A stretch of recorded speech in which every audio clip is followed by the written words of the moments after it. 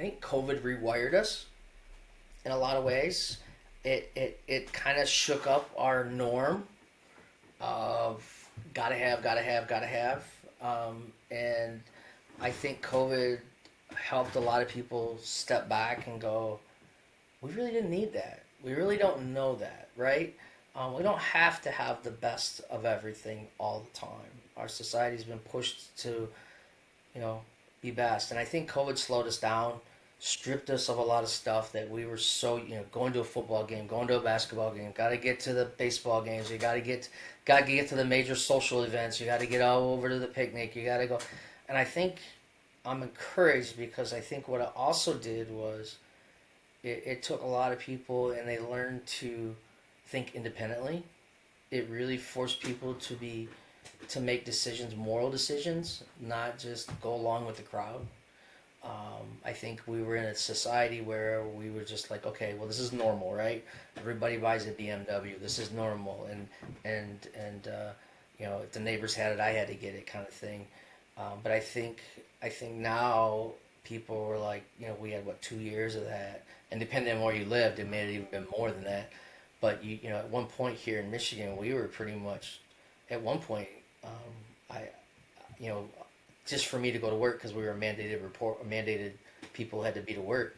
I had to have an ID card saying I had authorization to drive to work in case I got pulled over. So we were pretty much on lockdown. So it forced all of us to go inward and spend time with our families. Slowed us down, slowed us and made us think of things that we probably wouldn't have normally thought of. I mean, you couldn't buy a canoe anywhere in Michigan because you know it was the only thing you could do, or anything that was outdoors. I just think I'm excited. I see, I know you go through the news and you hear all this bad stuff, but I also hear the bad stuff in the fact that because people are speaking out, right? People are speaking out. It used to be, I mean, let's be real. I mean, I share this and I share this in a wholeheartedly sense. Not that I'm trying to be mean or anything, but I'm a white male with no neck, no nose, bald head, and I work in an industry of juvenile justice, and so when it comes to social justice, I'm a target.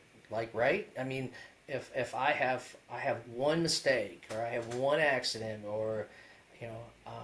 Then I'm the police officer, right? They look at me, they take a picture of my face, and they take a picture of this kid. I fit that mold, and I think what has happened is I think we're starting to hear from people who would normally just be quiet, right? We would just go about our day and go, okay, those people over there they're just yelling, they're mad. I understand their values and I get it, but they just they're on a direction and I'm on my path. I think what it did was it slowed everybody down, and it really forced some of us to speak out and become more involved, right? The election process, biggest turnouts we've ever had in years. I think it really helped people become more independent and go back to some core values. I've seen that. I feel like people are not just trying to run around and be in the fashion show.